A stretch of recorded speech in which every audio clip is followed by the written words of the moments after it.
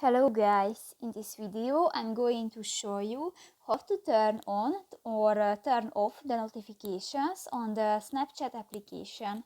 But first of all, I just want to mention, please don't forget to subscribe to our channel, because at 100,000 subscribers we are going to show you our YouTube revenue statistics and growth strategy, how to make money online.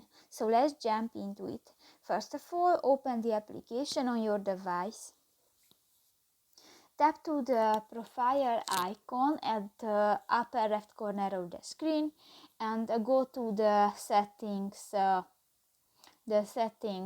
button at the upper right corner of the page. Scroll down and you can find the notifications button, and here you can find the all notifications, and if you want to one if you want to one turn off, just click to the green square icon, and new, for example, the trending public content notifications is disabled. So that's pretty much it for this video, guys. See you in the next one. Bye bye.